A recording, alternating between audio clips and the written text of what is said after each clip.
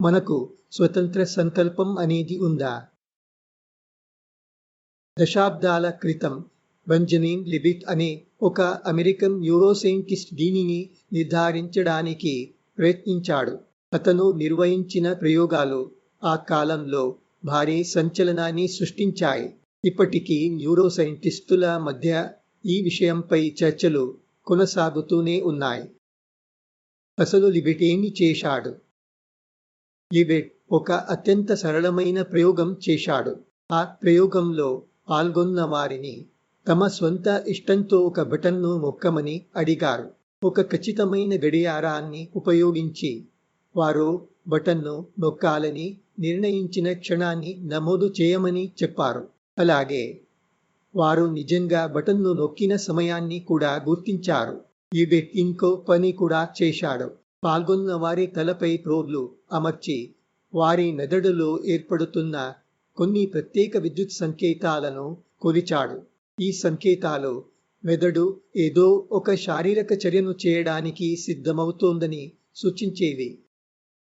సహజంగానే బటన్ను నొక్కాలని నిర్ణయించుకునే సమయానికి మరియు నిజంగా దాన్ని నొక్కే సమయానికి మధ్య కొంత విరామం ఉండాల్సిందే. ఇందులో ఆశ్చర్యపడాల్సిందేమీ లేదు.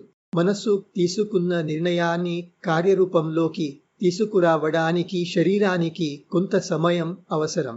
కానీ ఆశ్చర్యకరమైన విషయం ఏమిటంటే పాల్గొన్నవారు బటన్ను నొక్కాలని స్పష్టంగా నిర్ణయించుకునే ముందే వారి మెదడు ఆ చర్యకు సంబంధించిన సిద్ధతను ప్రారంభించింది. ప్రోబ్ల ద్వారా కొలిచిన విద్యుత్ కార్యకలాపాలు అదే విషయాన్ని చూపించాయి. దీనివల్ల అనేక ప్రశ్నలు తలెత్తాయి. పాల్గొన్నవారు నిర్ణయం తీసుకునే ముందే మెదడు ఆ పనికి ఎలా సిద్ధమవుతుంది? లేక ఆ మెదడు కార్యకలాపాలే వారిని ఆ నిర్ణయం తీసుకునేలా ప్రేరేపించాయా? ఒకవేళ అదే నిజమైతే వారు అనుకున్నట్లుగా తమ స్వతంత్ర సంకల్పంతో ఆ పని చేయలేదన్న మాట. ఈ ప్రయోగం అనేక చర్చలకు మరియు కొత్త సిద్ధాంతాలకు దారితీసింది. చాలా మంది శాస్త్రవేత్తలు స్వతంత్ర సంకల్పం అనేదే లేదని, ప్రతి విషయం పూర్తిగా కారణాలచే నడిపించబడుతుందని చెప్పే తమ సిద్ధాంతానికి దీనిని ఆధారంగా పరిగణించారు.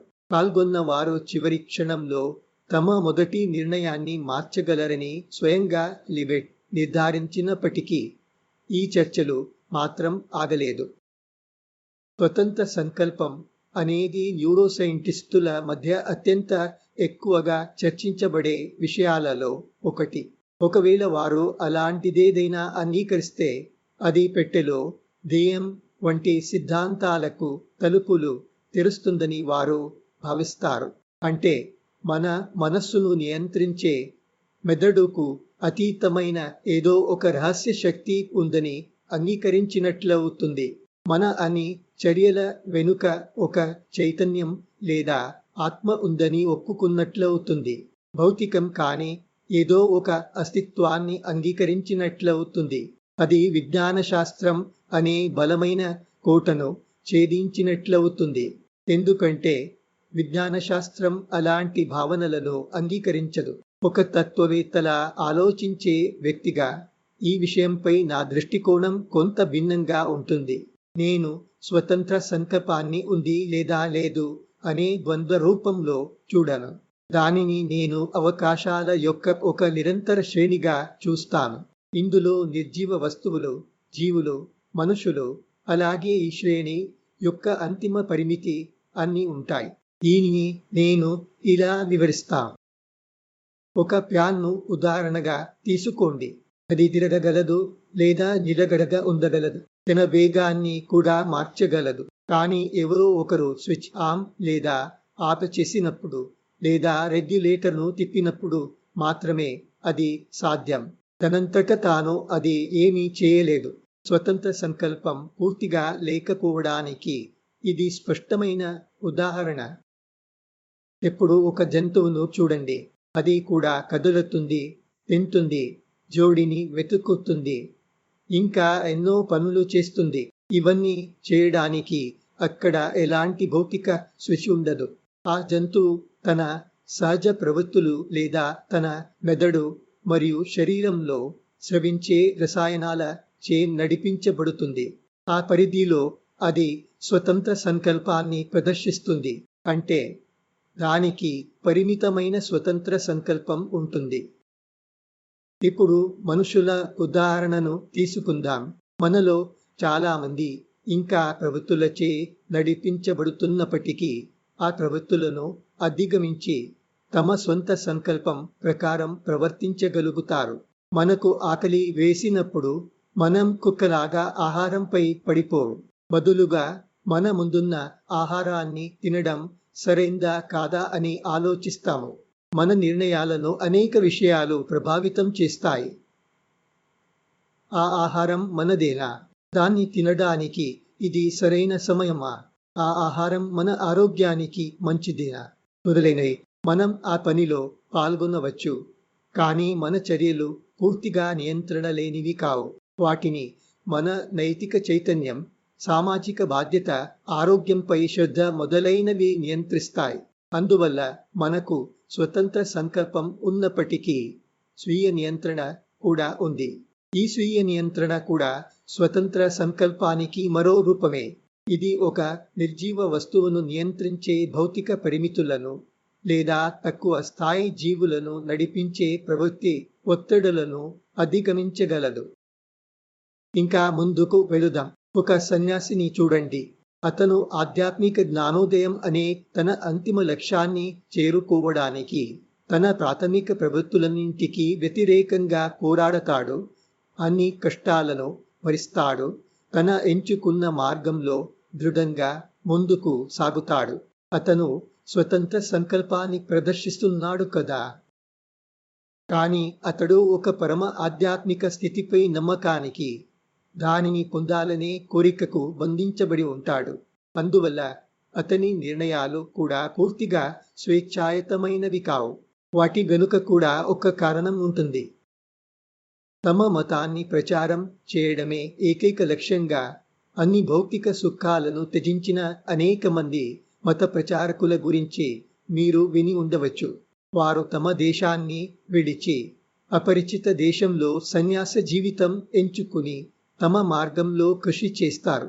కానీ వారిలో కొందరు ప్రజల పేదరికాన్ని మరియు బాధలను చూసి లోపలి నుంచి కరిగిపోతారు.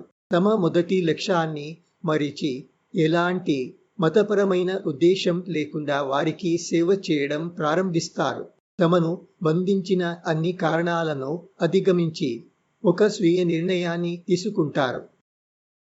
అయినప్పటికీ ఆ నిర్ణయం తీసుకునేలా వారిని ప్రేరేపించింది వారి అంతరంగంలోని కరుణ కాదా? భారతదేశంలో నిష్కామ యోగులు అనే ఒక సంప్రదాయం ఉంది. వారికి స్వార్థము ఉండదు, మతపరమైన లక్ష్యము ఉండదు. వారు కరుణచే కూడా ప్రేరేపించబడరు. వారు కేవలం తమ కర్తవ్య భావనతోనే పని చేస్తారు. ఆ లోతైన కర్తవ్య బోధనే వారు ఎంచుకున్న మార్గానికి కారణమవుతుంది. ఇలా ఈ అన్ని ఉదాహరణల్లో కూడా బయటకు కనిపించే స్వేచ్ఛాయుత నిర్ణయాల వెనుక ఎప్పుడూ ఏదో ఒక కారణం ఉంటుంది.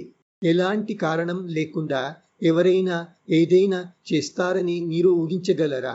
బహుశా అది సాధ్యం కాదు. కానీ మీరు గమనించకపోయి ఉండే ఒక సూక్ష్మమైన విషయం ఇక్కడ ఉంది. వ్యామ్ విషయంలో కారణం భౌతికమైనది. జంతువుల విషయంలో అది రసాయనాత్మకమైనది. సాధారణ మనుషులలో అది సామాజిక నియమాలు మరియు అంగీకరించబడిన విలువలు. ఆధ్యాత్మిక మార్గంలో నడిచేవారిలో అది వారి దృఢమైన విశ్వాసం. సమాజ సేవకులలో అది కరుణ. క్రమయోగులలో అది బలమైన కర్తవ్యబోధ. వీరందరూ ఏదో ఒక కారణం చేత నడిపించబడుతున్నారు. కానీ ఆ కారణం క్రమంగా స్థూలం నుంచి సూక్ష్మం వైపు కదులుతున్నట్లు మనం గమనించవచ్చు. మరో మాటలో చెప్పాలంటే వీరందరూ ప్రదర్శించిన స్వతంత్ర సంకల్పం ఒకే విధమైనది కాదు. ఆ సంకల్పం వెనుక ఉన్న కారణం వేర్వేరు స్థాయిలలో ఉంది. వారు క్రమంగా సంపూర్ణ స్వతంత్ర సంకల్పం అనే అంతిమ పరిమితికి దగ్గరవుతున్నట్లు కనిపిస్తున్నారు. ఎవరు నిజంగా ఆ పరిమితిని చేరుకోకపోయినా అందువల్ల స్వతంత్ర సంకల్పం అనేది ఉంది లేదా లేదు అనే ద్వంద్వ భావన కాదు. అది స్వేచ్ఛ యొక్క ఒక విస్తృత శ్రేణి. ఈ శ్రేణి యొక్క దిగువ స్థాయిలో ఉన్నవారే స్వతంత్ర సంకల్పం పై స్థాయిలో ఉన్నవారితో పోలిస్తే మరింత పరిమితమైనది. అయినప్పటికీ వారందరూ వేర్వేరు స్థాయిలలో స్వతంత్ర సంకల్పాన్ని ప్రదర్శిస్తారు. అవును, ఈ విధంగా చూస్తే మనలో ఎవరికీ సంపూర్ణ స్వతంత్ర సంకల్పం లేదు. ఎందుకంటే మనమందరం కార్యకారణ సంబంధం అనే చట్రంలోనే పనిచేస్తున్నాం. ఆ చట్రం లోపల మనందరికీ పరిమిత పరిధిలో స్వతంత్ర సంకల్పం ఖచ్చితంగా ఉంది. దాని స్థాయి మాత్రమే భిన్నంగా ఉంటుంది. ఒకవేళ ఈ స్వతంత్ర సంకల్పం అనే శ్రేణికి ఒక అంతిమ పరిమితి ఉంటే అది ఎలా ఉండవచ్చు? ఆ పరిమితిలో ఉన్నవారు కార్యకారణ సంబంధానికి అతీతంగా ఉండాలి. వారు ఎలాంటి కారణం లేకుండా పనిచేస్తారు. వారు నియంత్రణ లేని స్వతంత్ర సంకల్పంను ప్రదర్శిస్తారు. భారతీయ తత్వశాస్త్రం అలాంటి ఒక అవకాశాన్ని ఊహిస్తుంది.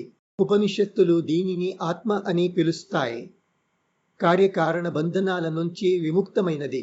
అలాంటి దానికి మాత్రమే సంపూర్ణ స్వతంత్ర సంకల్పం ఉంటుంది. సాధారణ భాషలో మతపరమైన ప్రజలు దీనిని దేవుడు అంటారు. బైబిల్లో దేవుడు ఎలాంటి కారణం లేకుండానే వెలుగు కలుగుగాక అని అంటాడు. వెంటనే వెలుగు ఉద్భవిస్తుంది. అదే సత్యం ఉపనిషత్తులలో నేను అనేకమవుదును అని అంటుంది. అప్పుడు అది జగత్తు, జీవులు మరియు అనేకత్వంగా వ్యక్తమవుతుంది. అలాంటి ఒక అస్తిత్వం నిజంగా ఉంటే సంపూర్ణ స్వతంత్ర సంకల్పం దానికే ఉంటుంది. మిగిలిన వారి స్వతంత్ర సంకల్పం పరిమితమైనది. మనం అభివృద్ధి చెందుతున్న కొద్దీ ఈ స్వేచ్ఛ యొక్క పరిధి కేవలం విస్తరిస్తూ ఉంటుంది. ఆ స్వతంత్ర సంకల్పాన్ని కొన్ని సాధారణ ప్రోబ్ల ద్వారా నిరూపించలేము. దాన్ని అంతర్దృష్టి ద్వారా మాత్రమే గ్రహించగలం.